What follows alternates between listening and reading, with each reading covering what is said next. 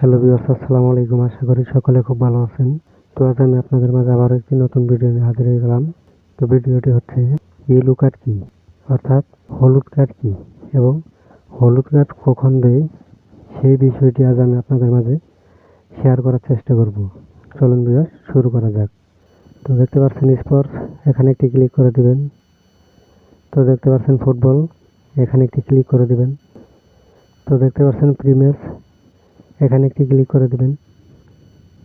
তো দেখতে পাচ্ছেন ওয়ার্ল্ড কাপ 2026, এখানে একটি ক্লিক করে দিবেন। তো দেখতে পাচ্ছেন এখানে কিন্তু বিভিন্ন দলের খেলা বিভিন্ন সময় অনুষ্ঠিত হবে। তো আমরা যে কোনো একটি খেলা ওপেন করে নেব। তো এই খেলাটি ওপেন করে নিচ্ছি। তো ওপেন করার পর যে দেখতে পাচ্ছেন এখানে বাম দিকে একটু স্ক্রল করলে দেখতে পাচ্ছেন ইয়েলো কার্ড, এখানে একটি ক্লিক করে দেবেন।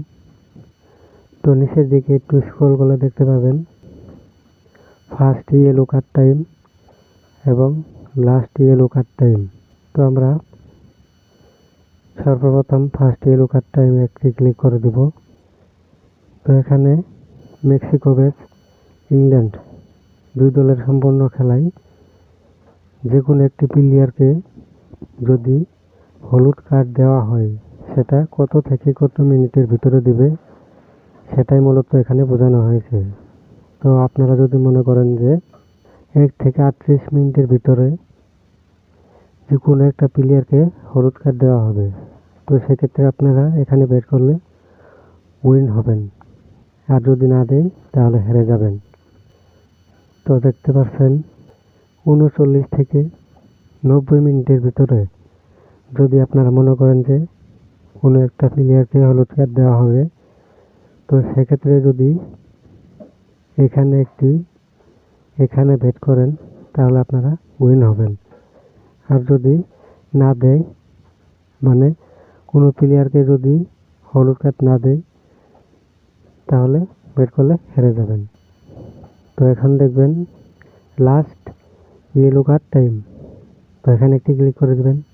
তো আপনারা যদি মনে করেন মেক্সিকো ভের্সেস ইংল্যান্ড দুই দলের সম্পূর্ণ খেলায় সর্বশেষ যেই হলুদ কার্ডটা কোনো একটা প্লেয়ারকে দিবে সেটা কত থেকে কত মিনিটের ভিতরে দিবে, তো আপনারা যদি মনে করেন যে 1 থেকে 79 মিনিটের ভিতরে 1 থেকে 79 মিনিটের ভিতরে যে কোনো একটা প্লেয়ারকে হলুদ কার্ড দেওয়া হবে, তো সেক্ষেত্রে এখানে বেট করলে আপনারা উইন হবেন, আর যদি না দেয় তাহলে হেরে যাবেন। আর দেখতে পাচ্ছেন যদি মনে করেন 79 থেকে 90 মিনিটের ভিতরে লাস্ট সর্বশেষ যে হলুদ কার্ডটা দিবে সেই হলুদ কার্ডটা যদি 79 থেকে 90 মিনিটের ভিতরে দেয় তাহলে এখানে বেট করলে আপনারা উইন হবেন।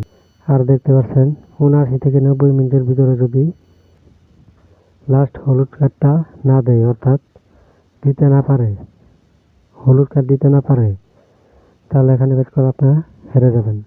আর দেখতে পাচ্ছেন 80 থেকে 90 মিনিটের ভিতরে দুই দলের সম্পূর্ণ খেলায় যে কোনো একটা প্লেয়ারকে 80 থেকে 90 মিনিটের ভিতরে হলুদ কার্ড দিবে কিনা, যদি দেয় তাহলে এখানে বেট করলে আপনারা উইন হবেন, আর যদি না দেয় এখানে বেট করলে হেরে যাবেন। তো এভাবে মূলত হিসাব করা হয়।